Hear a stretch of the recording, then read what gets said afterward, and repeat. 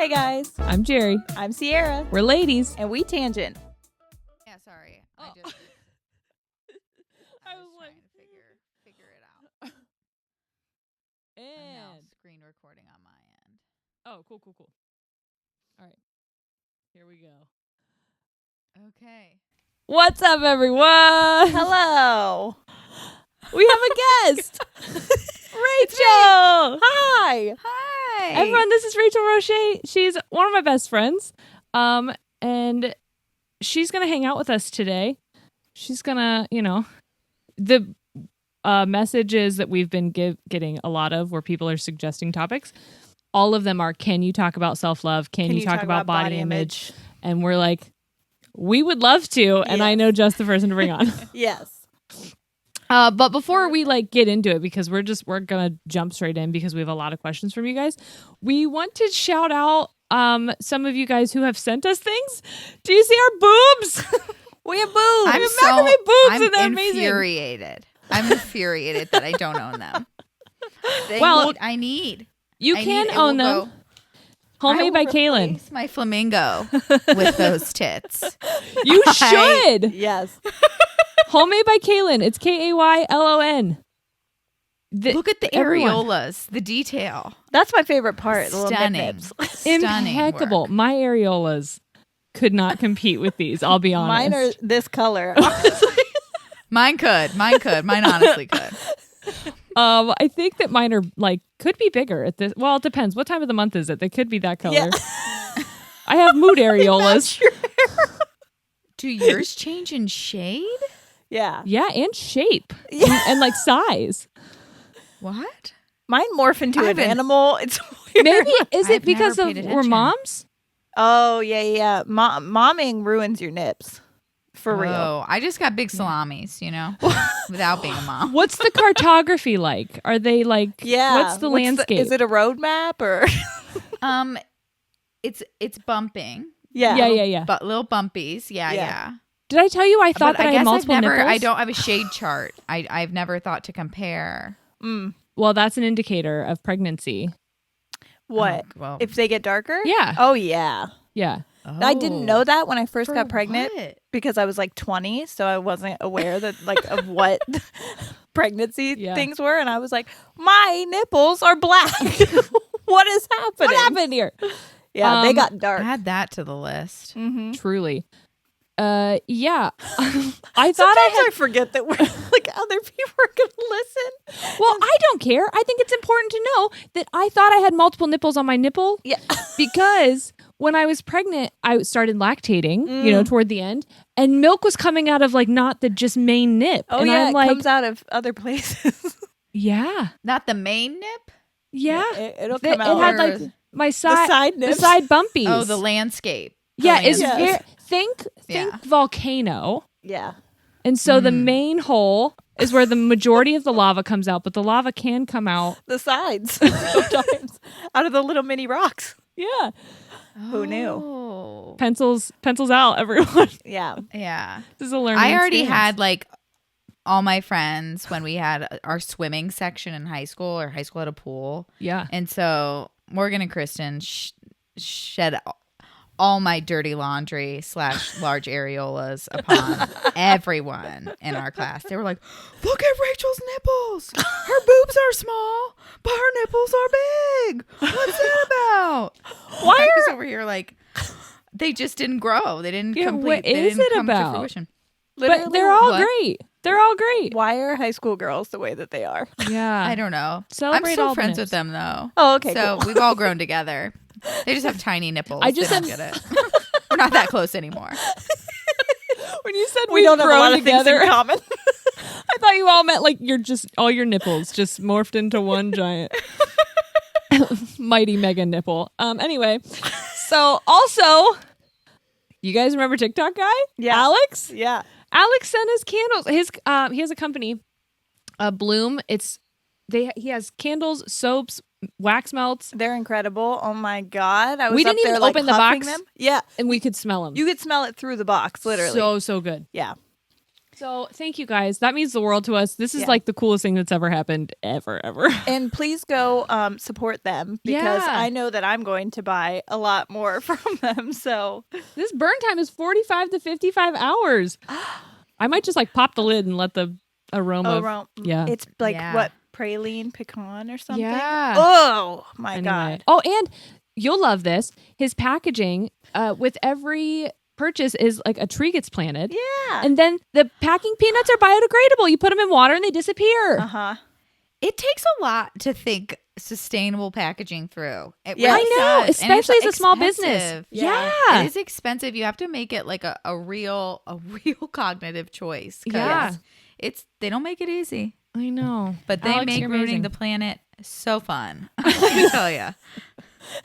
It really We You ever just love think that. about that? Like the people that like invented plastic. It's Do like, you think they weren't knew? even thinking, where's this gonna go? No, Yeah. I don't think Look that, at this that- piece of they material.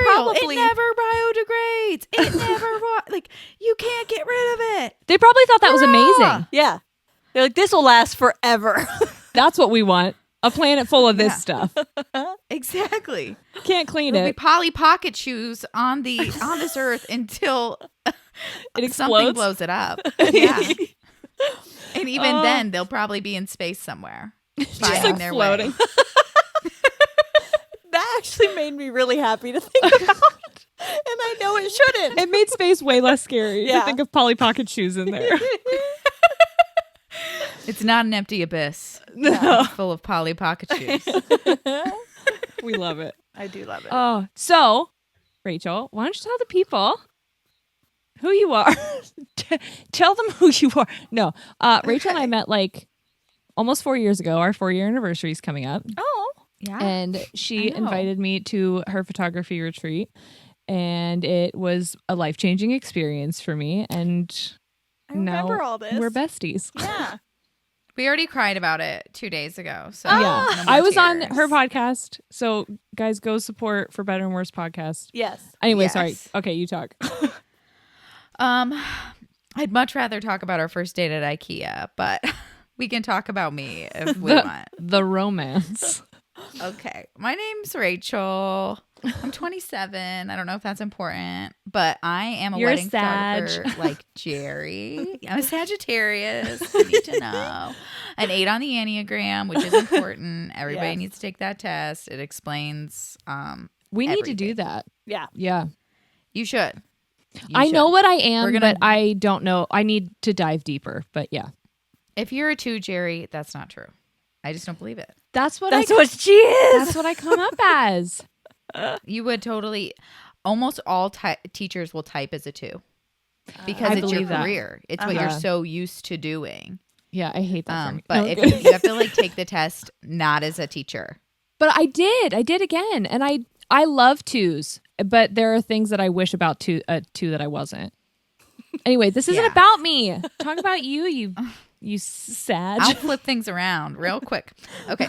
Yeah. So I'm a wedding photographer like Jerry. I've been doing it for like 5.5 years.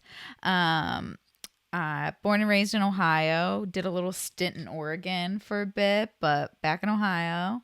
I love my hometown. It's a creepy, weird obsession, and I'm okay with it now. I also love your accepted hometown. that yeah. Sorry, I didn't hear you. What did I you said say? I also love your hometown. Oh yeah. Kent. Yeah. Yeah. Everybody, if you don't like Kent, Aw. Yeah. you can go home. Yeah.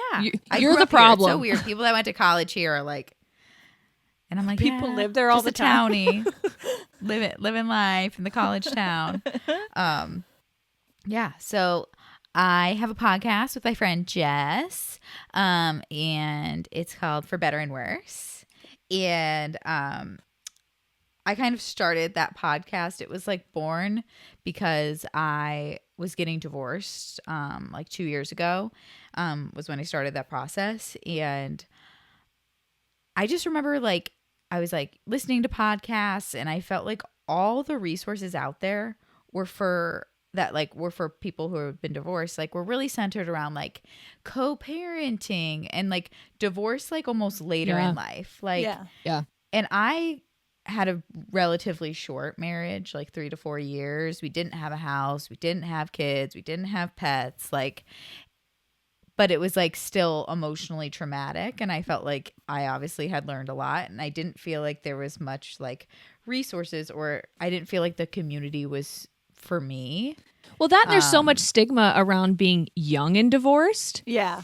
And having Yes. another perspective, a voice that can speak to what that's like and be like, you're not done. Your life is not over. Yeah, right. Is so Right. important. I felt a lot of pressure at the time to just kind of like sweep my divorce under the rug. And I felt like that's what almost like people wanted me to do, like my family and stuff were like, you're like, you never had kids. No one has to know. Yeah, It never happened. And it was like, that's just not authentic to who I am at all. I'm Right. like Yeah. the biggest open book that there's ever been. Like, Yeah.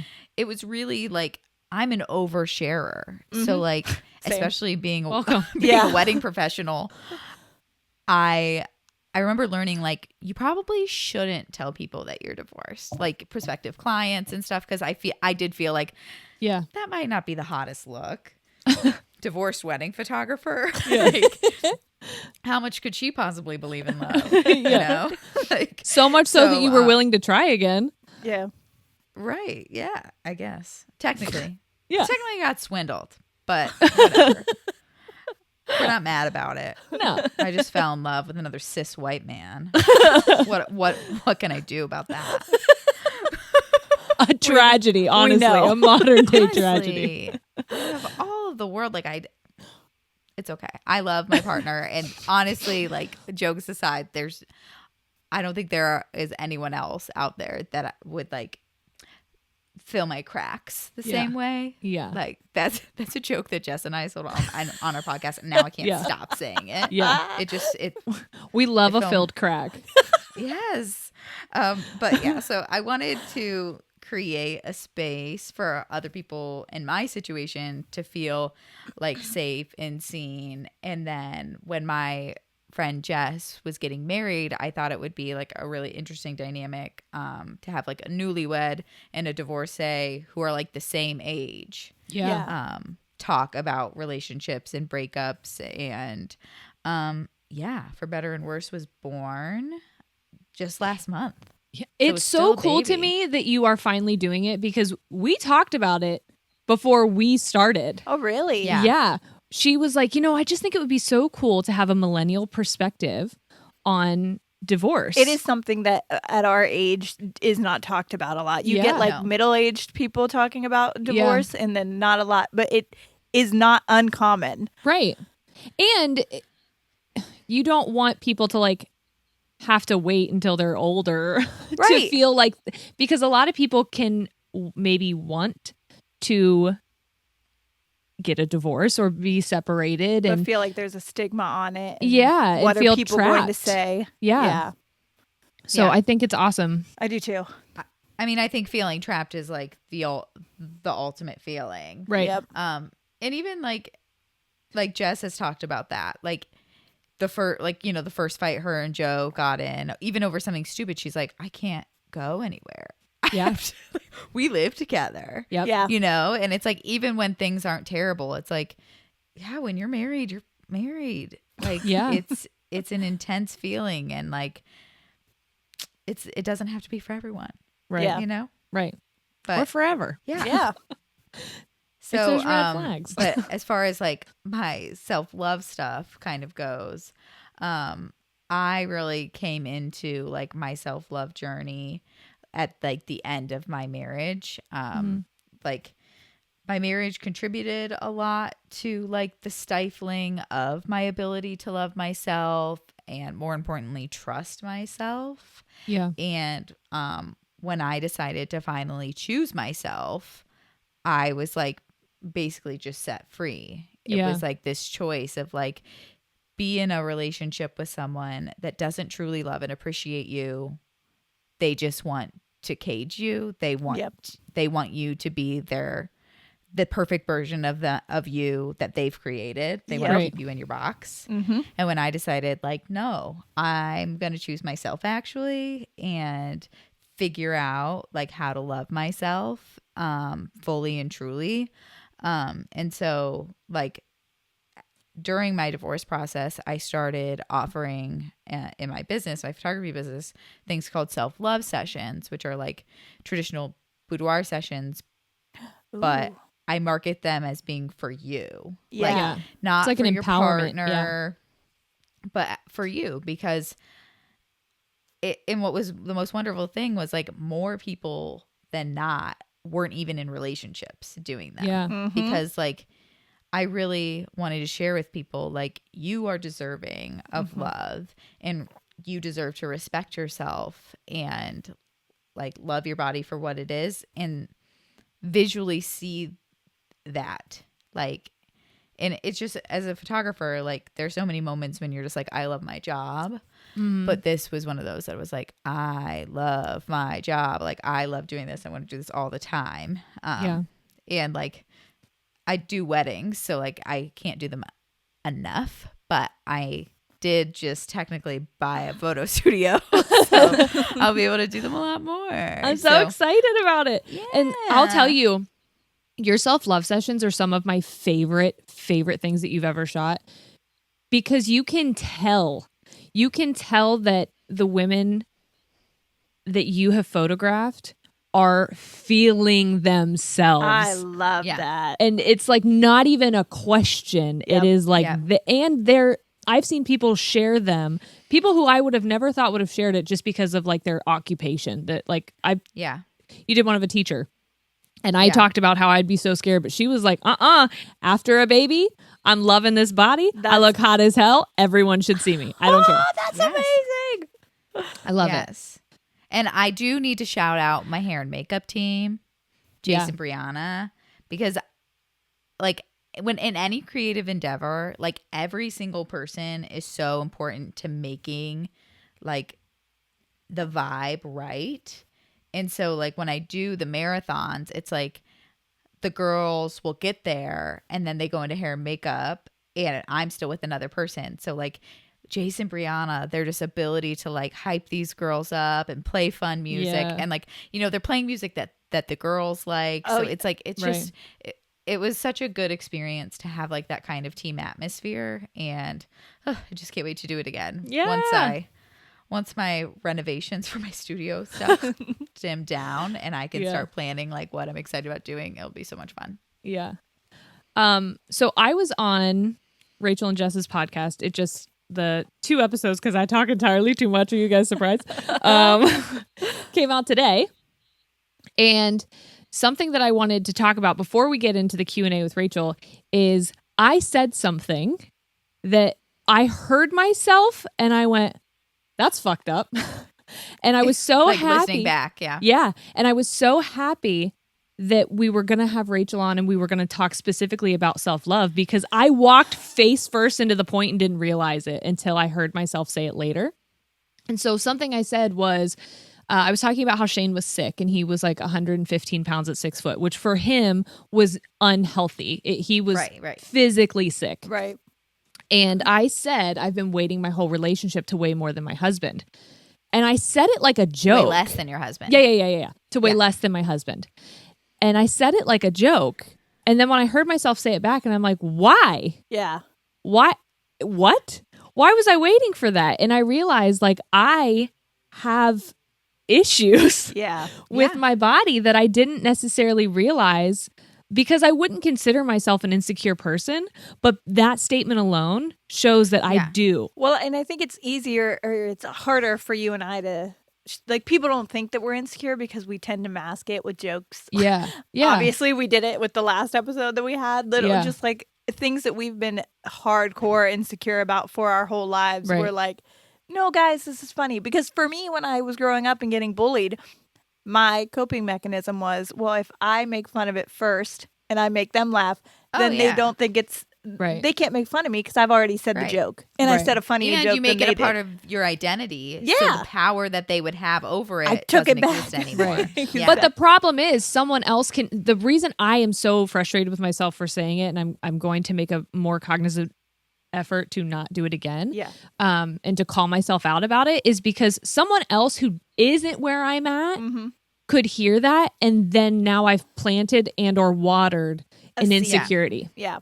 And that's never anything I want to do. So I am taking accountability for that right now. And I hope that through this, I can learn something and we can hopefully plant new seeds in your mind gardens. Yes. So.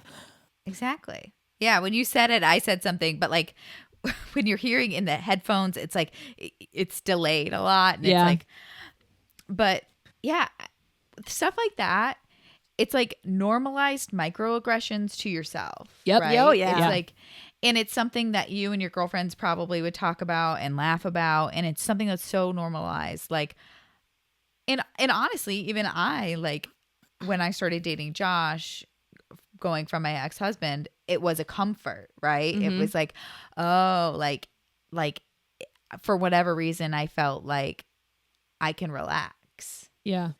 Versus like accepting and believing that my partner's love for me was not contingent upon if they can lift me up or not. Or like whatever it is about like the fantasy where guys need to weigh more or why? That be my taller, hand should be so dainty in his giant hand. Yes. Disney, I'm looking at you. Right. Yeah. I think that is... It's dangerous for women and it's dangerous for men because the longer that we fuel like that narrative, the longer men will believe I need to find a woman smaller than me. Right. I need to find a woman smaller than me. Right. And any woman that's bigger than them, they're just settling for it. They're lucky that I dated. Like, it's these like background thoughts that are like or so there are dangerous. men who are then insecure about their bodies because they like can't put on weight. Yeah. Or that they don't look like a specific thing either because men can suffer just as much as women from it. And in both sides, it's fueling it. Yeah. One of the things that is not talked about enough is how like eating disorders in men. Yeah. Disordered eating in men is so common, especially with gym culture. Yeah. That like that isn't even becoming a conversation because it's about health and fitness. Yeah. But it's like it's an obsession that's taking over space in your brain. Yeah. And it's not adding to your life. It's Right. taking away from your life experiences. Right. So, yeah. Men, they've got issues. Am I right? Therapy. Honest. I mean, but it's a societal thing that I think we focus so much of that on women, and it is bad, obviously, with women. But I think with men, it's just kind of like, oh, it's what society always says to men, like, toughen up, get over it. Yeah.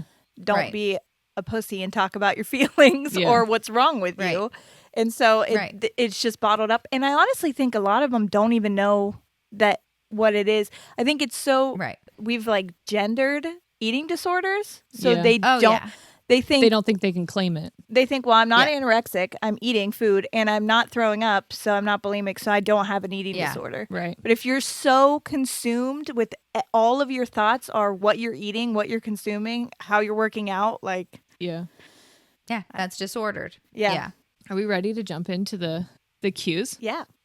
We got the cues. Do you have the A's? We'll see.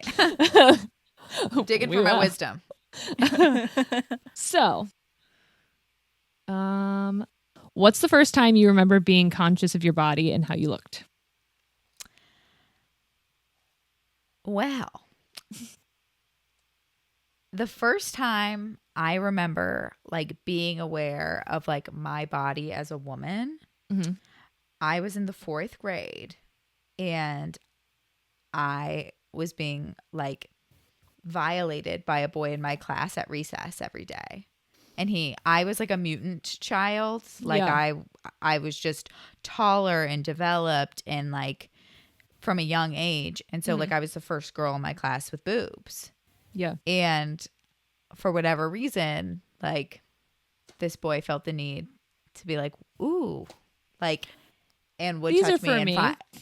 Yeah, these are for me. And I didn't, obviously, you know, at 9 years old, I was like, I don't get it. I don't understand. Oh. And then I told my teacher, and I remember her face. And me seeing her face telling her made me immediately be like, I mean, immediately started crying. Yeah, like you did something bad. Like, oh shit. Well, she was horrified. Yeah. She was horrified.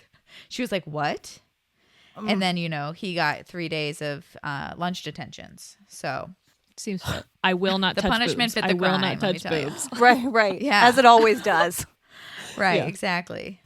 So I think that was the first time I was like aware that I had a body. You know what I mean? Like I was aware, and I was aware that men were aware. Yeah. And I remember that making me uncomfortable. Mm-hmm. Yeah.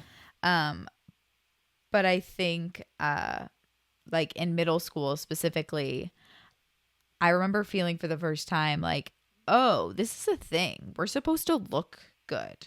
Mm-hmm. And I was friends with like a lot of just naturally beautiful like athletes. And I just have always been like plus size. Like I played the same sports, ate the same foods. I've just been curvy my entire life. I've been taller. I've been like, I stopped growing. I plateaued. But I was tall at the time. Yeah. Like they thought We played softballs. softballs. We played softball against girls who like had their growth spurt early. Yeah. We were never going to win against that team. They were freaking crushing home runs in fourth grade, like outside I had to play the up field. 2 years. I had to play Oh my up 2 gosh. years. Like they had meetings. Like where should Rachel play? Oh my God. On the field? Just On the just court? like what age group can she be in? Oh my Because God. I was so much taller and like I was a teenage mutant ninja turtle. It was unfair for the other people your age. Yeah. It was. I was really good at sports. It's like, honestly, it wasn't fair. It was for them fair at all. enough. Yeah. I was too coordinated at the time. For sure. Yeah, That's on me. That's on me. Yeah.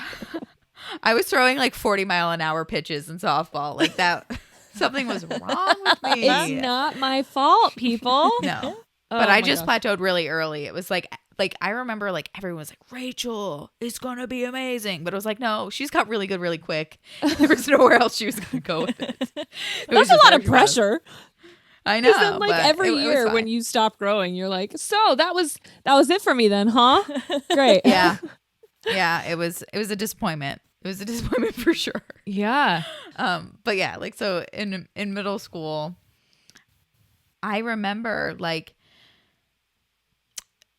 feeling like I was cute, but I wasn't being pursued in the same way as other girls. And that made me self-conscious. Yeah. Because, like, I'll never forget being on the phone with a boy I liked, like crying over something. And him saying to me, Rachel, you have a really pretty face. You have a really pretty face. And I was like, thank you. Right. Mm-hmm. You know, like, Yeah. what? And at the time, this kid was Chunky McChunkerson. So it's like, what are you talking about? You don't have six-pack abs. You are the same cup size as me. Like, what are we talking about? Like, but it was like that. I like, that double standard. Like looking back on it, it was like, I am designed to be pleasurable to you. Yeah. Right. And you are designed to judge me. Yeah. Yeah. Like, Yeah. And men can have dad bods or whatever, and that's like whatever. But women, you have to look like if you're curvy, you have to be curvy but have a flat stomach. You know what I'm saying? Or if you're And no dimples. no. And no stretch marks. No. Yeah. Definitely no imperfections of any kind and no hair. Yeah. It's just seal. And I think like my insecurities started to show. And something that predators like to do is prey on people who they know that they can like sink their teeth into a little bit easier. Yeah. And that's when I got into a relationship with my abuser. He was my same age. But that's when I like learned what like sex was and what like my vagina was for. I was like, I don't know what the purpose of this was. Like literally, like I was that young that I was like, I'm sorry, where are you putting your hands, sir? Oh, I don't know. Like, Yeah. and like being aware of my body and that, like, I think I was so young at the time that I was like, so young that I was like, my body isn't my body. Mm-hmm. Yeah. You know, it was, and I spent a lot of time after getting out of that relationship healing from it and being like, and learning truly, like, I can say no. Yeah. Like, before you even know that no is a word, right? We see this a lot with like children that have been abused. And like, I was a child that was abused, but I was abused by a child. Like, it was a very complicated like situation. Or I was told that it was at the time by my counselor when I was like, what do we do here? And she was like, I don't know. I'm stumped. I'm stumped. This is a real doozy. I need you to not be stumped here, Cheryl. Yeah.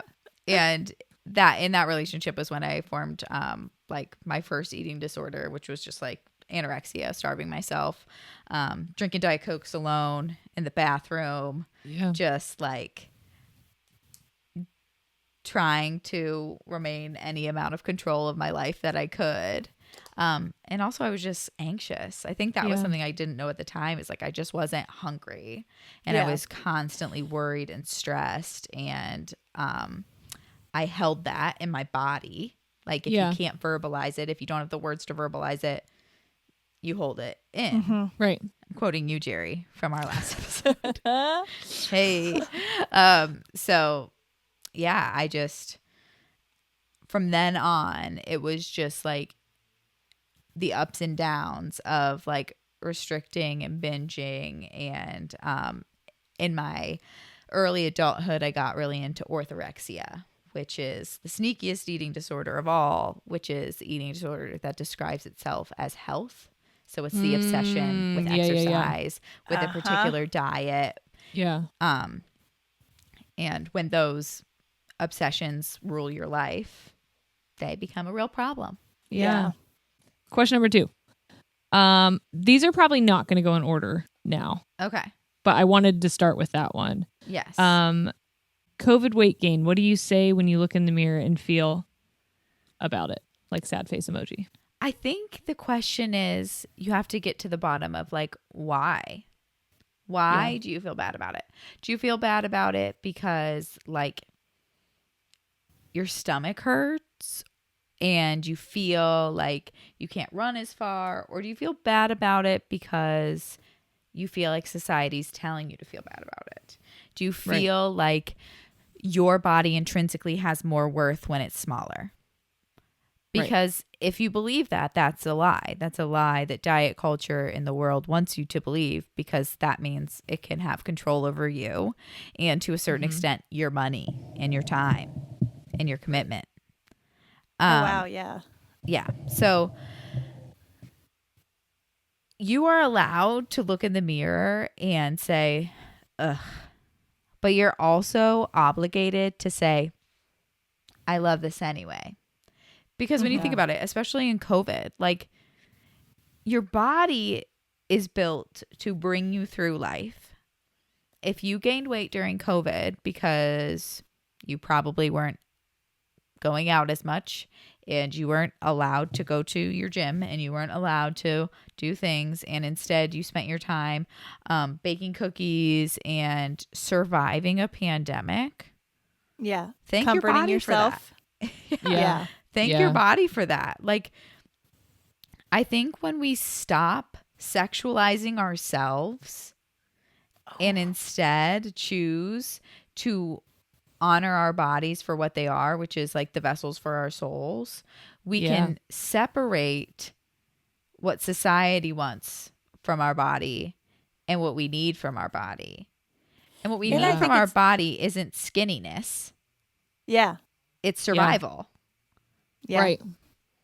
And I think it's interesting because I've learned this recently, because when we decided to put ourselves on video, Jerry knows, I was like, people are going to be mean to me. Oh my God, they're going to call out all of my insecurities. I can't sit this way because they'll say something about the way that my face looks.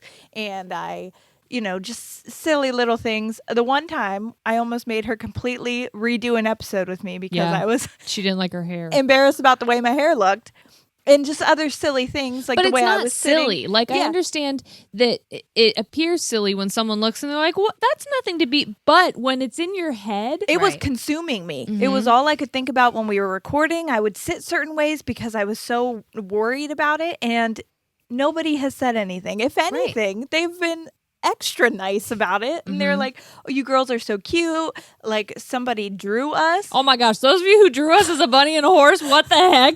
It was amazing. But the way felt better looking. We haven't showed you that. Yeah, we have to. The way that they drew us made me feel like a freaking rock star. And I was like, is that the way that they see us? Because that's like not a the bunny? way. Yeah, I mean, I was a fuckable bunny. Yeah. But the way that they drew me is not at all the way that I see me. And it was like, it almost brought me to tears because it was like a moment of, oh, people don't see you like you see you. Mm-hmm.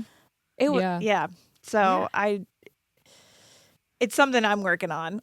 Yeah. Really hard. Any tips on how to stop worrying about others' opinions toward what I wear? Ooh. I think that starts with you getting opinion on yourself. Yeah. And what you like. Like that, once you establish like your confidence or your opinion on, I look great in this outfit. I love this outfit. I like wearing this color. Like once you establish what you like, that will naturally like discredit other people's opinions. Yeah. Because it's like, this is reality. Your whatever, Right. like this is real. What I'm feeling is real. So it doesn't matter what anyone else's opinion is. Always had trouble with clothes. You know that because I feel like I don't have a style because my style is just comfort. Yeah. And so I've always been like, no, I can't do that. I don't look cute. I don't know how to do my, like you do my style me. You know what I mean? Yeah. And she's like, it's literally just what you like. And I'm like, I don't know what I like. Like, it's well, the other problem is you do, Sierra. You like comfortable clothes. Yeah, and that's really it. That can be your style. But I'm like embarrassed. It's a valuable style. Yeah, I'm like embarrassed when I go out that people are gonna think that I'm plain or that I don't know how to like be cute or fashion wise. It's so weird. I don't know why I have like that insecurity. And you know what's weird? But like for already, me? like you've discredited your fashion style because you've said that other people have different ones. Yeah, but like. If you're comfortable with the fact that like I like my comfort. Yeah. I like to be comfortable. I like the colors gray, blue, and orange. Yeah. See, it's the thing is like I can celebrate other people, but like struggle myself. Mm-hmm. And I think that's like kind of what you're saying is like I like this stuff on other people, and because that's not what I'm in, then I must be the wrong one. Yeah. Because I'll see people in their styles, like the stuff that you wear, and I'm like, oh my God, that's so cute. And then I'll try it on, and I'm like, I hate this on me.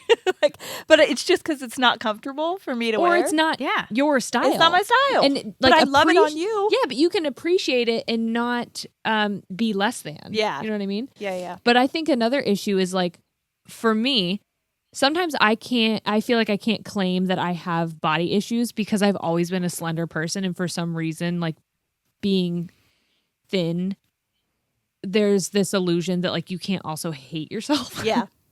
Oh yeah. And because other people are like, oh my gosh, you know that you are someone's goal, and so to not like yourself is almost like more offensive, insulting. Yeah. But like it still exists. But I can like look at anyone else wearing a crop top. Oh yeah. Any size. Literally. And any be size. like, you are bomb. You freaking hell rock yeah. Go ahead. But I can look at my stomach and be like, you're gonna need to cover that guy up. Yeah. And it's so weird. It's so weird. Yeah. I'm the exact same way. I think it's like it's very natural to feel that way. Because like the only body you get to be self-conscious over is your own. Right. And especially if like you grew up in a family or had friends that only fueled insecurities, unless you've spent significant amount of time like confronting those insecurities and saying like, these don't have any value over my life. These like, you're going to tell yourself the same truth that you were told. Yeah. Right. Because like, that's all you know. Yeah. And so for me, it was like accepting like, for me, what I had to do to be thin, the amount of time I had to spend in the gym, I had to spend 2 hours in the gym every day and consume under 1,000 calories. That is what I had to do to be society's standard of thin. Mm-hmm. Yeah. And that's just the truth. And once I said, I have more in my life to get. Yeah. I have more to do. I have more to gain than trying my hardest to be the smallest version of myself. Right. Mm-hmm. Because here's the trick. I went from being almost 200 pounds to 130 pounds in 6 months. And I still didn't like the way I looked. Yep. And so the answer was not, did you lose enough weight? The answer was, did you love yourself anyway? Yeah. Mm-hmm. Did you love yourself to begin with? Yeah. And self-hatred is the worst motivator to lose weight. Right. It will get you going for a minute, but it won't keep you going. Yep. The only thing that will truly create a lasting, healthy relationship with diet and exercise, and that's just nutrition and health and exercise, is love for your body, for the vessel in which your soul lives in. You have to love and respect yourself in order to keep it healthy. Do you think I'm using air quotes. Yeah. for those that Oh don't- yeah, for those listening. We get in trouble. Right. Health looks different on everyone. Yeah. Do you think that, because I think one of the questions is like, how do you go about doing that? Do you think that you need to just tell yourself, almost like fake it till you make it, carve out a different path for your brain? Even if you don't believe it at first, say it until you do. I think that's part of it, right? It's establish habits Yeah. that you want to stick. But I think more importantly, you have to distance yourself from the culture that says you aren't good enough. Yeah. You have to unfollow the friends. You have Yeah. to unfollow the influencers. You have to only surround yourself with the truth that you need to believe. Yeah. That's really important. Because it's impossible to live your own narrative when you're surrounded with conflicting ones. Yeah. Yeah. It's impossible to truly believe what you're doing is right when one of your friends is preaching, diet pills. Right. Like how are you going to have a holistic view of your health Right. when you are being bombarded with information that is so contradictory Mm-hmm. Yeah. to what you need to believe to be a whole healthy person? Right. Yeah. All of that stuff can kind of fog the clarity that you're needing to see yourself through. And I feel like it's easier to go Yeah. back. Like when I was in therapy, when I was working on like depression and those habits, I would do amazing work and then I would get into a depressive episode and it was so easy to just fall right back into it was almost like those lines were already carved. So like just slipping back Yeah. into them, I almost didn't even notice I was doing it. So Oh, There's right. like comfort in it. yes. So I Yeah. think what you said is exactly what you have to do. Distancing yourself. It's hard because, I had to unfollow a lot of the beauty influencers that were like unhealthy Yeah. Yeah. doing it. And it was sad because I was like, oh, I enjoyed seeing their content, but I knew what it was doing to me. And it Right. was making me question myself and my worth in the way that I looked every single day Yeah. when Yeah. I did it. And it was so unhealthy to the point where I would go to bed and be like, you're never going to look like that. You're not worth anything because you're never going to look like that. So, okay, Right. this just came to my mind. Whenever you talk about like alcoholism or just addiction in any type of way, that's a lifelong thing. That's a Yeah. lifelong journey. Oh, yeah. Same thing with your self-image. And if Yep. you've ever struggled with disordered eating or anything like that, that's a lifelong thing. Do you think, though, you could ever get to a point, kind of like, could an alcoholic ever go to a bar? So could you unfollow all of this stuff, get to a healthy place where you feel like you have healthy boundaries? Could you then go back? Or do you think that that's always going to be a trigger? It will. I mean, it's absolutely always going to be a trigger. Yeah. Like I go to like a yoga studio. Mhm. I might sneeze. God bless. I was gonna say bless you. But it's also like a power fitness studio. Yeah. So like I do believe that like my studio does a really good job of like not promoting diet culture. Like they don't talk about weight loss very much. They don't talk about like dieting. There's no promotion of shakes or whatever.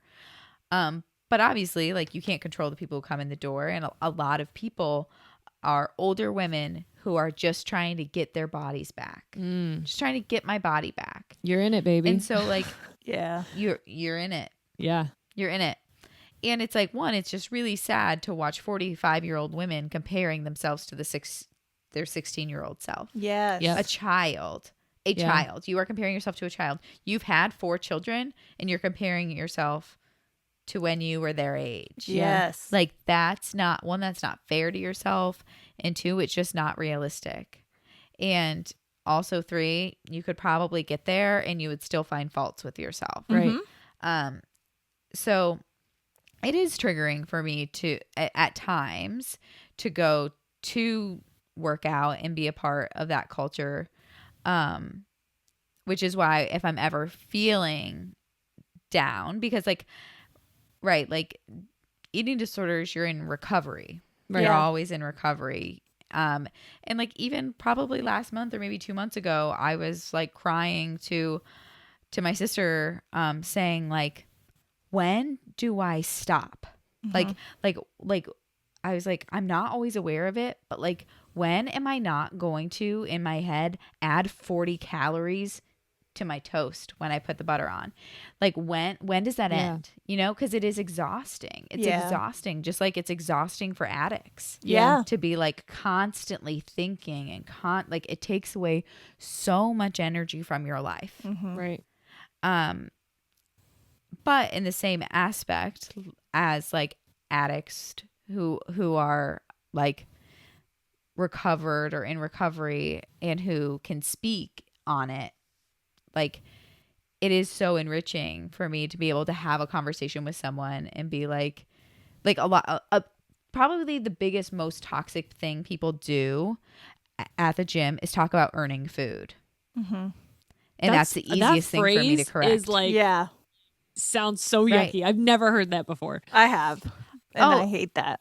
Well, you've heard it before. It's, can't wait to have cake when I get home. I've earned it. Yep. If I do a couple more steps, I can have pizza. Yep. Yeah. Yeah. I can't do that tonight because I skipped the gym. Yep. I can't. Yes. That's the idea of earning food. We have a friend that we went to school with who is a fitness coach, and she is so actively against diet culture. And it's more so like, how can you have a healthy relationship with food and exercise? Yes. How can you make sure that you are, because she did, and she talks about her journey, and she went like to where she was cardioing all the time and got like real skinny, and she was like, I was skinny, I wasn't healthy. Right.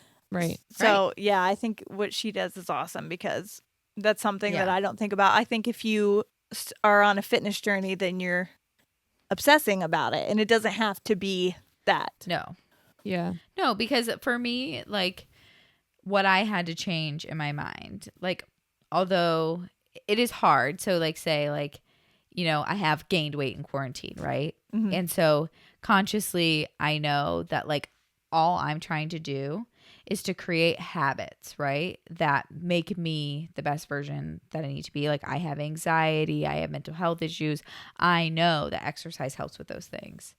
And I like how I feel when I exercise. Right. So I try to make attainable goals to reach that. And if I end up losing weight because I'm reaching those goals, like, and they're not weight loss goals. Right. They're consistency goals. They're goals for my mental health. They're goals for my life. Yeah. That's the difference. Because honestly, like when I tell people how much I weigh, no one believes me. I've always just been like dense, You know what I mean? Yeah. Like I'm a dense person. I don't know if they put lead into my bones as a baby. I don't know if I'm going to mutate into the Wolverine. Yeah. I don't know what's going to happen, but I know that I'm a dense person. Mm-hmm. And so like I've always just like weighed a lot. Like always. Like from a, like I remember like looking at my friends and being like, we are the same size. Like we wear the same size pants. We do the same sport. I'm 20 pounds more than you. Yeah, how's that work? How does this work? Yeah. Science is stupid. Yeah. Science is weird. Is my blood thicker than yours? Yeah. I don't understand. I got that thick blood. I got that Jello blood. You know what I mean? Do you think that like people, because I'm imagining just like how you said, like I don't want to unfollow these people because I enjoy their content. Yeah. I would suggest, whatever you are liking about these people, what is it about them that you like? You can find it in a body positive environment. Right. You know what I mean? Yes. So if you're like, I really enjoy this, like, okay, can you find it somewhere else though? Because someone who's not going to make you feel bad about yourself. I was realizing when I was trying to think, like, what is it that I like about these people? Why am I hanging on to them? And it wasn't even what I liked. It was like almost guilty pleasure torturing myself of being like, look at how beautiful she is. Look at what her ass looks like. Your ass will never look like that. It doesn't matter how many squats you do. You'll never have that butt. Look at how flawless her skin is. And I was like, it was like fun for me to torture You wanted myself. to like vicariously live through her? Yes. And it was getting to be like, I don't know, just not, there was nothing, good about it at all. But for me, it was your daily dose of self-hatred. Yeah, it was like, again, when I was depressed, I would just like scroll through and it was like that voice in the back of my head was just having a field day, like ripping myself apart, looking at these people. But I'm thinking like, no, I'm just doing this because I like them. I like their content. It's like, no, you are doing this you're getting like pleasure out of hating yourself. Yeah. And I want to say that like not every content creator is toxic. They're out there. But you can experience self-hatred even if they're not toxic. Right on. These people weren't meaning to make me think this way, but they were. Right. And it's not even necessarily like this isn't exclusive to like fitness influencers. Right. This can be parenting influencers. This can be, mom bloggers and makeup. Like, yes, it can literally like it's different for everyone. Yeah. What some people can handle and process is different for other people. Like on a general rule, like I don't like following people that don't enrich my life. Yes. Right. Like why? Like what's the point? That's what I had to and I think like that. it is addictive. Like self-hatred is addictive because a lot of the times it's a normalized behavior, so it's familiar. It's a weirdly familiar feeling. Like especially when the world feels chaotic, it's like, you know what I can do today that's gonna feel the same? Doom scroll. Shitting on myself. Yep. Yeah. Finding ways to hate myself. Yes. Yeah. Because that's a consistent feeling. That's a feeling that's familiar. Yeah. I keep forgetting that people sent in questions. How do you That's why our episode now I just have my own. I'm like, no. Yeah. How do you start to love your body again after it's been through so much trauma? Oh. You better take another sip. My advice for that is start by thanking it. Start by thanking your body for bringing you through something that it shouldn't have had to go through. As someone who has like undergone self-harm and sexual trauma, like it's hard because the value that you put on your body was taken away from you either by another person or by your own mental health, right? And so there's not a right answer. If you really are struggling with self-worth and if you've undergone trauma, I really hope that you seek out professional help or, books or whatever way you can help yourself. I know that therapy is expensive and it's a privilege to be able to afford it. But step one, thank your body. Step one, practice honoring it. You can't work through trauma alone most of the time. That's why they call it trauma. It's why it feels like a heavy word. It feels like a big thing that you can't move on your own. Rachel kept telling me for months and months and months, and you kept telling me for months and months and months, you have to go to therapy. Rachel would be like, I don't care how strong you think you are. You cannot do this by yourself. Yep. And at one point I was like, yes, I can. Yeah. I can. I always have. But all it did was make me hate myself more because I felt like I couldn't and I was failing. When the whole point was I don't need to. No. And you don't. Yeah, Right. There's nothing that says you have to do it alone. Right. No. But our inner voice might. Yeah. You know? Like, you're a piece of shit if you can't figure this out. Yep. Aren't you smart enough? Didn't you go to school? Like, Strong enough. When did you talk to my inner voice? I know. I think we all have the same one. I know. This inner voice is like spending time in like condos in each of our brains. What is that?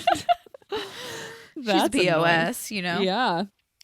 Yeah. So loving your body through trauma and after trauma is really difficult. And I am not a mental health professional, so I'm very hesitant to speak on that. But yeah, just start by thanking it. Yeah.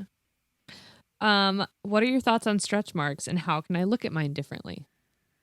Okay, yeah. I was like, did I send this in? I know. Honestly, that's something I'm working on because my stretch marks right now from both of my pregnancies look like the flames of my fire crotch creeping up my body. And I'm trying to just be like... Art. Yeah, that's what I'm trying to look at myself like a hot rod. Yeah.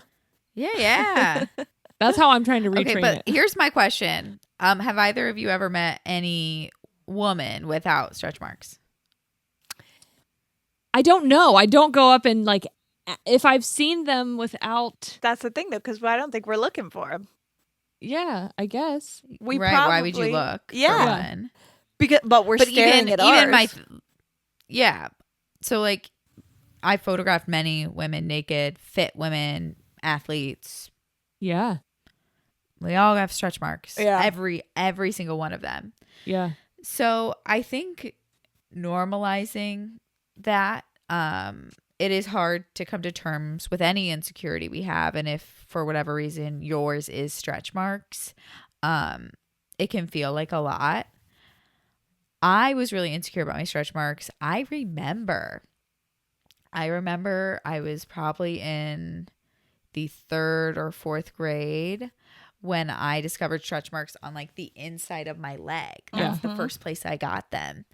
And I showed my mom because I was like, I think the cat scratched me. But, you know, I was just like, what is this? And my mom was kind of confused and she was like, these are just stretch marks. And I ended up getting them, not because I was gaining weight, because I was growing. Yeah. I guess that like I was growing at an astronomical That's it. You were just growing faster than your skin was like, couldn't keep able up. to keep up with. Yeah. But like you even look at a lot of guys have stretch marks too. Yep. Yeah. But I hid my body for a long time because I was so embarrassed by them. And I had them like on my sides and like on my like breasts and like my legs and my butt. Like they're everywhere. My stretch marks are everywhere. But if you feel like this is just like a tip, if your stretch marks are red, they need to see the sunlight. Yeah. I kept my stretch marks hidden. Like I wore bathing suits with skirts and full tops until like, I don't know if I read something or just was like, finally said, fuck it, I'm going to wear the swimsuit my friends are wearing. It was like one summer and I was like, this bitch is damn invisible. You're telling me I've been hiding them and all they needed to do was see the have sun? some vitamin D. I was like, that is so crazy. Yeah. But, Mine would I don't disappear know if because the anybody else rest needs of that me would information. turn red. Splendid. I have a spin-off question from this because this is something I think I struggle with. And it is this idea of needing to love every part of your body. Right. Can you not hate it and also not love it. Like, Yeah. I think for me, it's not that I hate my stretch marks. I'm kind of indifferent to them, but I don't love them. Well, you understand the purpose of them. You understand why you have them. Yeah. Right. Yeah. Why they're there. Okay. Because I think for a long time I felt guilty that I didn't love That these I'm not parts. like, oh my God, my new body is so great. Yeah. Right. But like I don't hate my stretch marks. They honestly I'm like, you're fine. Yeah. But I'm not Right. like they're not my favorite. Right. Well, like when you think about your body and you want to have a good relationship with your body, okay, think about it like a relationship with a person, right? Like you love Shane. Yeah, he's you great. love Corey. Yes. You don't love every single part of them, Yeah. but True. you accept the parts Yeah. of them. You say, these are me. What These an are part of analogy. Wow. And because that's the thing, like I could spew off to you just because like I have come to this body acceptance, body positivity movement. That doesn't mean that I magically don't believe that my eyes are too close together, Right. and my forehead is too big, and that my face is too small for my body. These are my like. That doesn't change. I'm the in fact here being that, like, nuh-uh. Yeah, I don't see any of that. oh, at my lowest low, I think that my head looks like a little shrunkum doll, like one of those shrunken heads. Why do we Don't put do it out Scooby-Doo. there because someone will draw it. I'm a horse now. That's true. I'm a rabbit. Listen, I am a hot horse. No, they made me a good looking bunny. But this is a good time for me to mention a movement or part of the body positivity community is actually the concept called body neutrality. Ooh. So different to body positivity, which is kind of like the concept that like you love your body, you accept your body, you think it's beautiful. Body neutrality is more of the point of like saying like I am neutral. Yeah. Everything I do is to be neutral. Mm-hmm. And I think I kind of subscribe to both of those things. Like I wouldn't say that like I dress like with a middle finger up to like society, right? Yeah. Like I wear crop tops because I think they look better on me than normal shirts. I wear things that like I believe I look good in. Right. But like I also will avoid clothes that I think I would be self-conscious in. Right. So like whatever clothes I wear, I want to be as less aware of my body as I can be in a sense. Like I want to feel confident and good, but like that's why like I buy like my clothes fit a little bit baggier because I don't want to be aware. Yeah. Well, I that's don't wanna also be like a aware if I'm style thing. uncomfortable. Yeah. Yes. You can also just I like don't wanna be prefer a uncomfortable. baggier look. Yeah. Yeah. Yeah. And so like body neutrality is definitely something to look into for people that are like this body positivity thing. I can't get there. Yeah, I think Yeah. that I might think, be like- an easier transition. I think that too. is such a freeing thing to know exists because I think I am someone who sees body positivity and loving every part of myself as like a finish line. Yeah. And I just don't know if I can ever get there, but I know I can I could get to neutral. Yeah. Neutral, I could get Yeah. there. Yeah, I can bounce between neutral and love for different Yeah. parts of me as Right. long as I don't like I'm not going to say that I'll never dip in the negative pool, but like So fun sometimes. Right. I'm not trying to like cannonball in there. Yeah. No, the ranch dressing tastes good over there sometimes. Yeah. Yes. We be double dipping. For sure. How do I get to a point where I want to recover for myself and not just for others? Oh, that's a good question.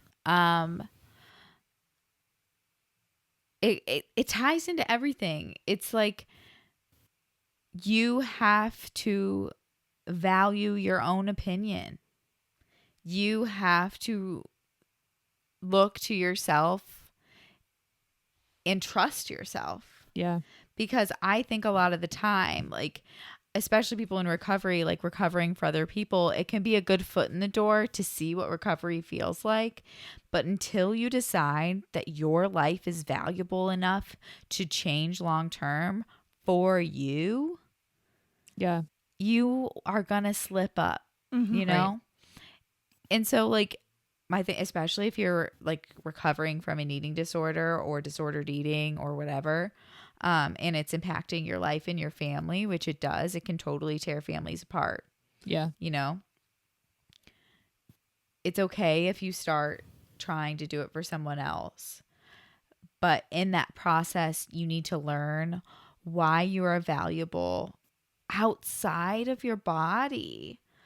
Like, I remember when there was a period of time where, like, in a year I had gained 25 pounds, but I had moved across the country. I'd started another business. And I remember, like, reflecting and being like, these were 25 well-spent pounds. Yeah. Because my time was no longer preoccupied with constant exercise and, like, you know, meal prepping and all this stuff that, like, I couldn't maintain when working as hard as I did. And I was making friends, and I had formed my new, like, one of my new hobbies, which is, like, beer. And I was like, I've gained so much in my life, and it just so happens to reflect on the scale. Yeah. As well. Right. And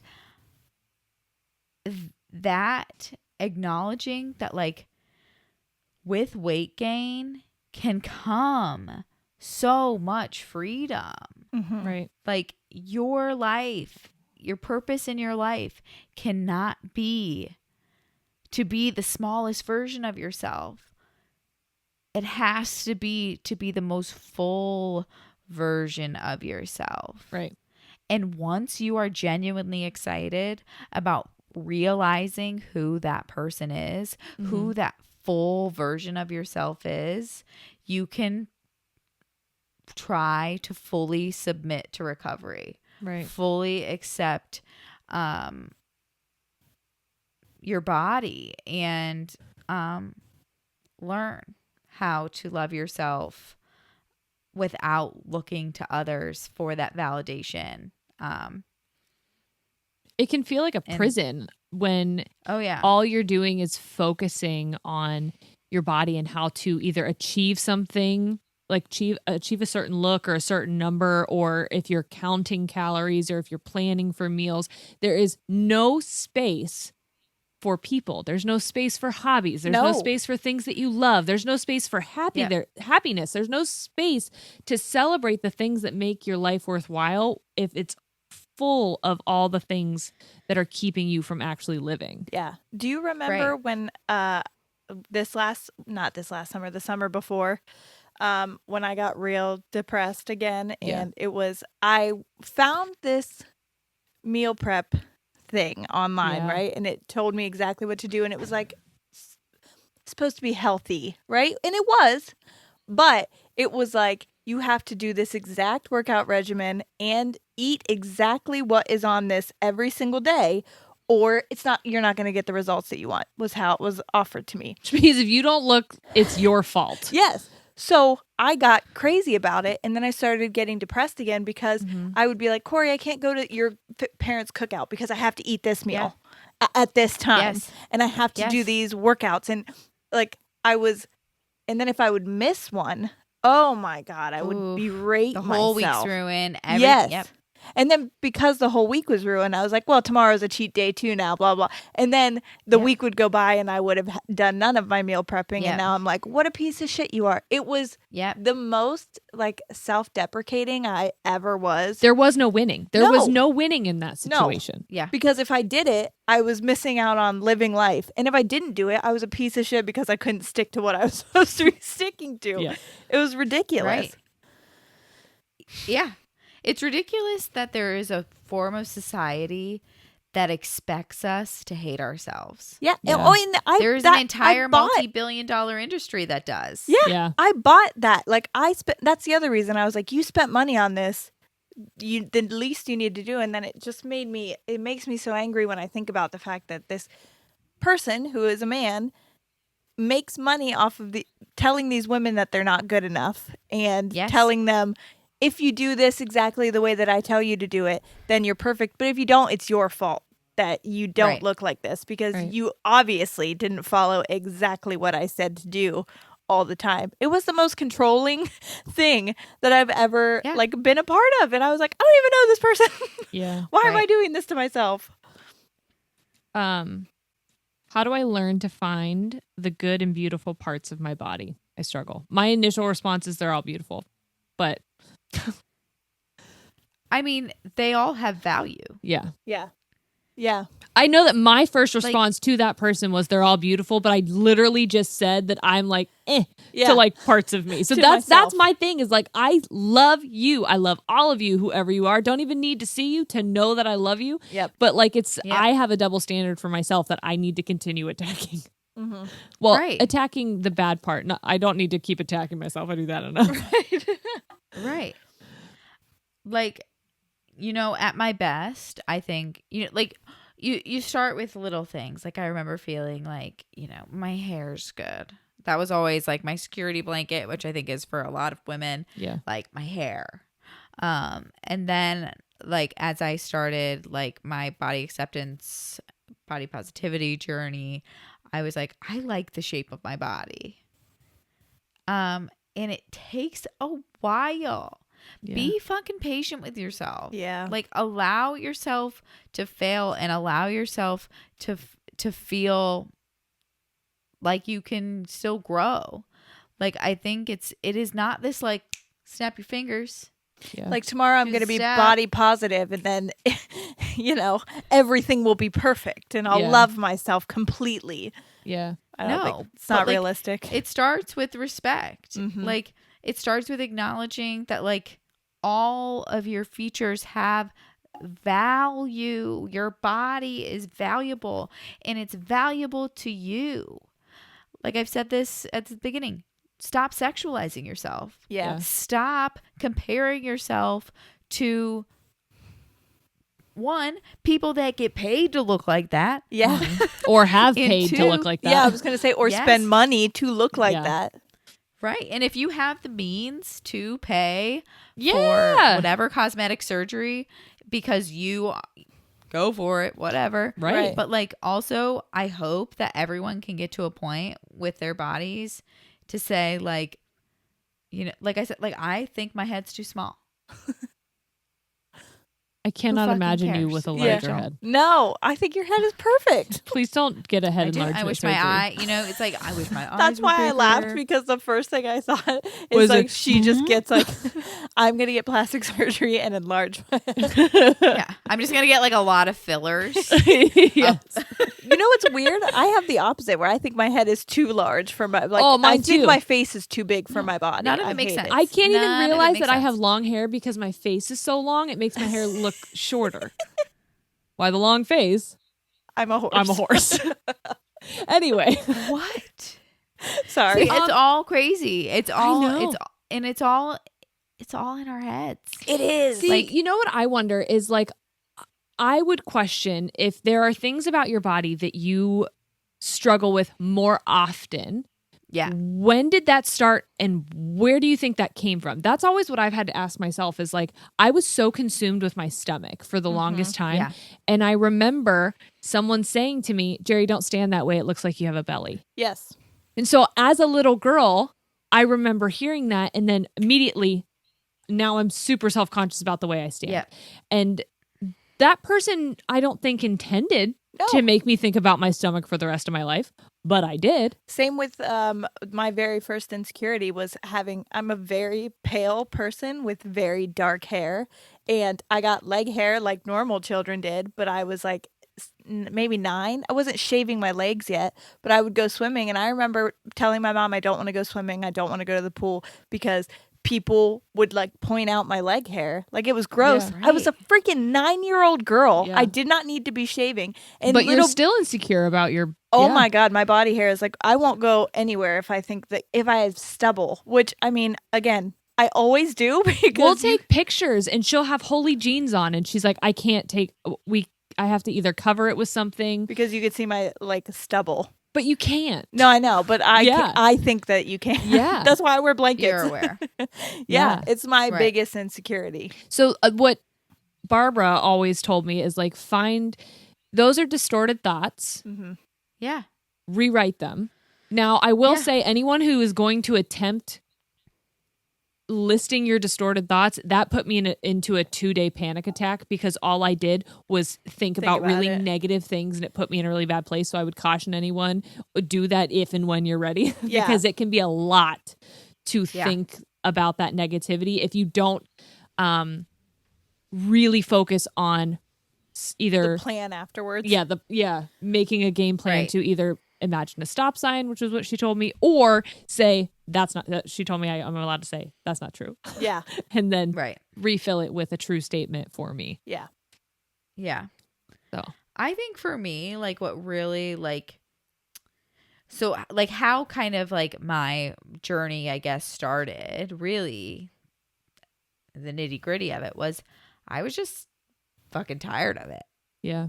Like, I'm a pretty practical person, and I just kind of like sat there and I was like, how fucking long do I have to feel this way? Yes. How long is this going to go on? Yep. Like, for how much longer do I have to avoid dinner dates with my friends? For how much longer? And I like looked into the future of society and women, and I was like, you have to make the choice, Rachel, to pump the brakes. You have to make the choice to look around and rewrite your toxic thoughts. Yeah. Yeah. To throw them away and to rewrite the narrative of what you believe about yourself. Because it's a thought, it's a good thought to have that like the world will just do it for us. Like, eventually society will get to a point where all body types are celebrated, and I think that it's trying to. Yeah. But then also again with social media, it's like become fueled with look at all these, you can see perfection everywhere now. Yeah. Or so you think perfection, so. Right. Yeah. Right, which this is just an example of how that's so insanely skewed, right? When we were growing up, the term muffin top was everywhere because of our low cut jeans. Now, like I haven't heard the term muffin top in forever because we now have high rise jeans. It was the freaking jeans. Muffin top, it was the jeans. Yeah. Yeah. But now something fitness and diet culture has taught us to be insecure about is hip dips. Oh. Your girls got hip dips for days. Okay, that thing that I said that I bought was a guy who was all about booty and whatever, booty gains. Is he going to fix your hip dips? He was going to fix my hip dips. Fuck that guy. I know. If your I hip did dips rock. If I did his workouts and if I did these leg lift things and if I ate his fucking shrimp and green beans every day, then my hip dips would disappear. Oh, that's a predator. Literally. Right. Just like thigh gaps were really big when I was in college. All this stuff that I'm like, they make it up. Yeah. They quite literally make this shit up to make money. Yes. Right. Like, I hope that people exercise if they like exercise because it's like technically good for your brain. Yeah. I hope you're taking care of your brain. Whether that's, doing yoga, going for a walk, running a fucking marathon, you do you. Biking. But like to motivate your workouts to fix an insecurity, when in reality, if we all worked out the exact same and ate the same exact food, we'd all look different. Yep. Oh, preach.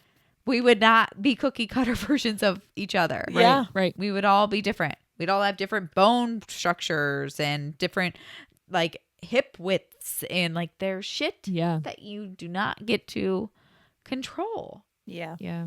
And just never forget, like, if you are having trouble loving yourself, start by discrediting the voice that told you weren't good enough. Yep. This voice is profiting off of your insecurity. You know how much money I've spent in freaking razors? And when I'm looking into laser hair removal because I'm worried about stubble on my fucking legs. Yeah. Like, it blows my mind when I think about it because you're a prisoner to your legs. I know. And I looked into like the beginning of Bic and all that stuff. Yeah. And so women like in the 20s and stuff, were not hairless. That was like not a thing that they cared about at all. And then Bic for her razors or whatever, the little pink things came out and they were like, razors aren't just for men's faces anymore, ladies. You need to be smooth. We're trying to profit off of all people. Yes. Right. Because, they were like, oh, look at all this skin that we can sell these razors for. Yeah. And so they started showing women in ads completely hairless. And, of course, the men went crazy for it, which, of course, Right. then made the women they look like compete children. with And exactly. pedophilia is everywhere. Girl, preach. But... But then, of course, the women felt like they were competing against each other. And so if Sharon down the street has shaved legs, then I have to have shaved legs. And then it just evolved from there. And it's the silliest thing in the world. Come on, click, clack. To me, I think when I rationally think about the fact that I am mad at myself for having body hair, which is literally every human has it. And it is there to serve a purpose. And it does that. Yeah. It makes me irate with the world for making me feel you're trapped in that still. Yeah, for making me feel like that's something that I have to feel bad about. I hate it. Right. Yeah. And I see women all the time posting pictures and they've got like full on pit hair. Freaking love you bitches. I just couldn't. But I would love to get to that point where I could do it. I am one of them. I know. I can't tell you how many times I've like went to reach for something and my sisters will be like, okay, Miley Cyrus. And I was like, thank you. I get so mad. I just forget because that was no one ever commented on my body hair. And literally, I've had people comment and be like, "Oh my God, shave your pits!" Like as a funny joke. When literally I had just shaved, but they're dark because they're against white hair. Pale skin, and so when they grow back, it looks like a shadow. And I'm like, I freaking did last night. So I'll be in the shower like obsessively making sure there's no you're stubble. Bleaching your armpits, getting them waxed. Yeah. That shit freaking hurts. I know. I think it's hard to draw the line, right? Because I know that there are some people that have been in eating disorder recovery and like body dysmorphia that like end up doing plastic surgery because it's kind of like you got two choices. It's like confront your insecurity, and quote unquote overcome it, or just get rid of it. Yeah. And I don't blame them for wanting a little bit of relief. Yeah. Because I feel it's like not necessarily the easier option. It's just a different one. Yeah. And like that's why I think like laser hair removal and like even I've thought like I've looked into things like Kybella and like things that I probably oh my God, I want Kybella so bad. I've heard it doesn't work, but like I know. It's also an industry is gaining money off of those things. Exactly. So it's like if I choose to do that, it's my choice, right? And it doesn't make me less of a body positive person. It doesn't make me less, But goes back to body neutrality, where like I just don't want to have to think about it. Yes, I don't have to think about it. I don't want my brain to take up space of like wondering what my body looks like at this angle in this shirt. Yes, I just want to know that like I'm comfortable. I want to be able to take a picture where I'm fully smiling and not worrying about what my chin looks like because I have a full smile on my face. Right. Yeah. But then that goes into prioritizing why are you smiling? Yeah. So right? Because that's how I if I start seeing my double chin, it's like I'm, why am I smiling in the first place? Yeah. Like was this moment worth capturing? Or am I just trying to idolize myself? You know what? Or am I trying to treasure a moment? That is something that was a big aha moment for me because I hate being in front of the camera, but I have taken so many more pictures of myself because of my children. Yeah. And I am like, listen, you and your damn moon, the moon and your period has ruined me. I think you're my alpha. Ooh. I am now on your, because I started early. Remember, I'm now on your cycle. I think you're my alpha, and you made me start early. But anyway, I've never been turned on more in my life. I'm your alpha. That's amazing. Anyway, that's why I just got so emotional. But I have been. Let me jump back to my children again. But I never liked my nose. I never wanted a picture taken for my profile. Yep. I am always super self-conscious about my body, my hair. Like even tonight, I'm like, okay, you're going side part. Gen Z, what do you want me to do with curly hair? Middle part, I'm literally carrot top. Like, it's bad news bears. So now I'm insecure about my forehead. But like when I am in a photo with my kids, all I see is how happy I am to have my kids. Yeah. Yes. I don't see a dang thing wrong when normally before that's all I would look at. Yep. And Right. I don't care why I'm not looking at that stuff anymore. I'm not looking at that stuff Because anymore. there's more to your life. Yeah. There's more to your life than how you look. And I think kids are a tangible example of that. Yeah. But even if you don't have those tangible examples, it's like if you're drinking out with your friends and your concern is the photo you took, it like think about like olden times, right? When you just had a camera and there wasn't a phone and you just got what you got. Like, like I know like my grandma who like grew up in, you know, film camera era, right? Like she is not nearly as self-conscious about how she looks in pictures. Yeah. Because one shot's all you got, baby. Like you get it or you got it or you don't, man. Like like and for them it wasn't about like making I want to look good in this. It was capturing a memory, literally. Capturing a memory. And that's the thing. It's like enjoy your memories. Yeah. Don't enjoy the photo, if that makes sense. Like I'm a photographer, so it's like obviously, but like I try to like fuel it into my business that like I want to capture your story. I don't really care about how you look. Right. I don't care about what you're wearing. I don't care. Like I want it to be authentic to who you are. The best compliment I ever receive from a couple or anyone really is I look like me in this photo. And it's not even I look good in this photo. It's I look like me. We look like us. I see us. I see how much fun we have together. I see how happy we are together. Yeah. When that's what you're focusing on in the image and not what your body looks like or what your face looks like, that to me is the greatest compliment ever. Yep. One of my friends had like the hardest, saddest like comment by a bride. She'd done their engagement photos and they were beautiful. Like you know, winter pictures look great. And the bride was like, she was a real Snapchat filter person. And so seeing a photo of herself without a Snapchat filter, it was the first she had seen herself without a Snapchat filter probably in 5 years. Wow. Oh, wow. And she asked my friend to she's like, can you just make sure like on our wedding day you take some photos on your phone?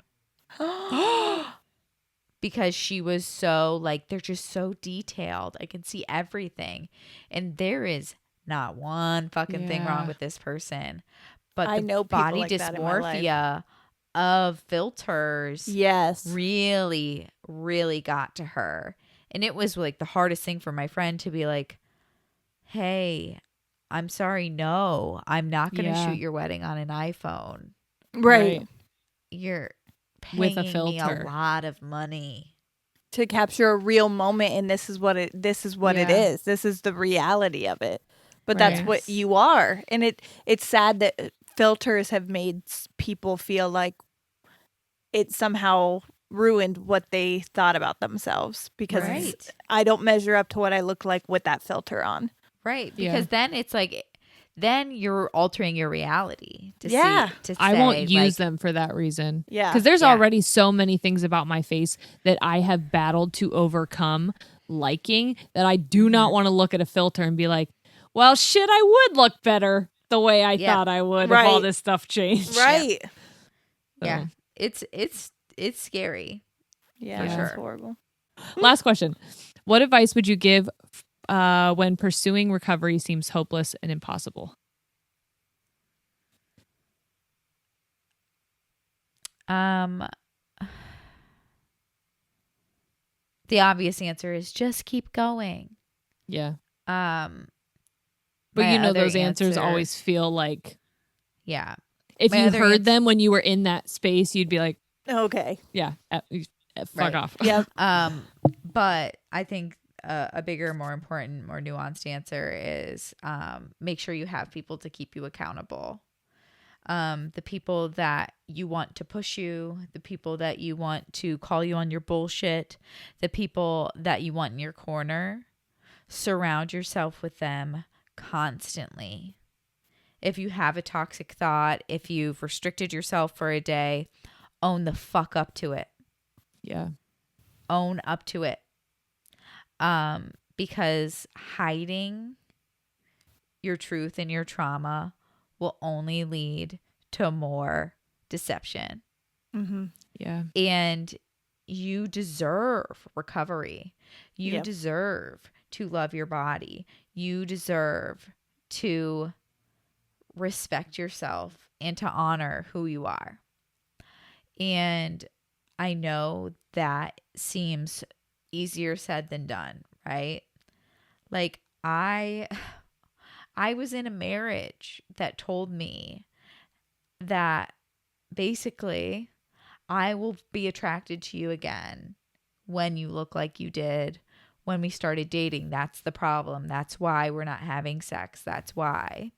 Ugh. When the answer really was, like, I was anorexic when we started dating. And when I said, like, that's never going to happen, Right. he just wouldn't accept it. He's like, Yeah. you've done it before. You can do it again.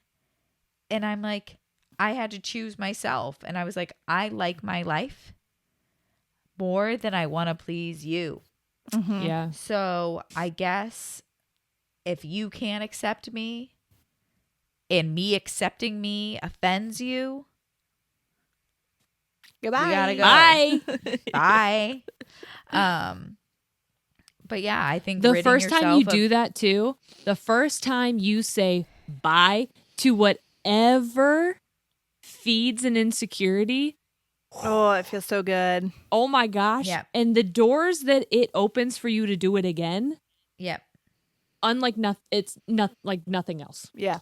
Yes. Yeah. So, I mean, that all goes back to like, make sure you're not being triggered by whatever, social media accounts you're following.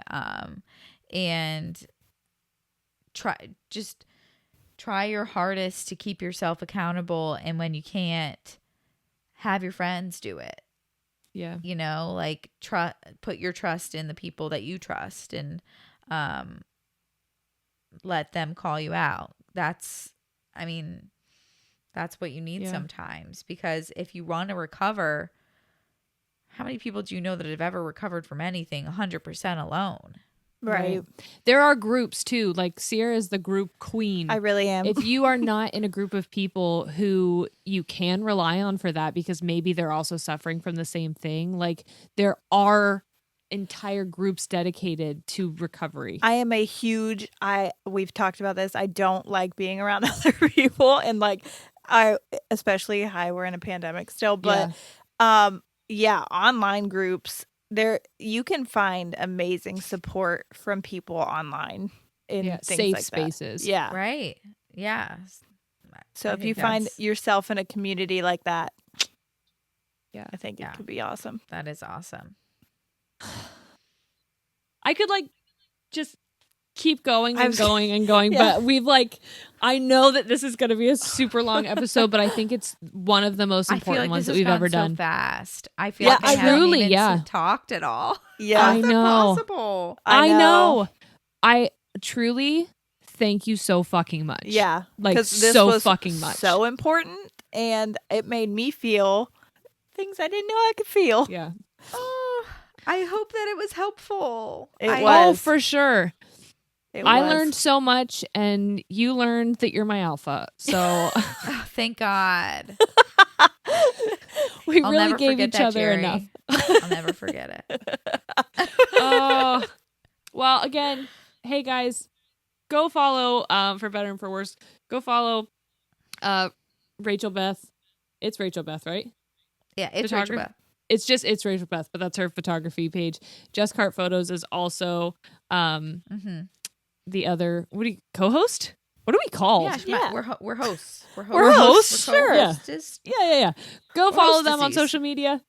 Go support them. What they're doing is so important and incredible. Talking about relationships, not only with your significant other, but with yourself, with food, with everything. So, thank you, Rachel. Yes, love you so thank you much. so much. And I just want to say for a sec that I'm so proud of you, And I know how much of a dream this was for both of you. And it's been a joy to watch it flourish. I saw love your you fall and I treasure again. you. Yeah. We love and treasure you. Thank you. I love and treasure you. That's that on self-love. And we love you all. Yes. We're out. Goodbye. You deserve to love yourself. Good night, everyone. Yes.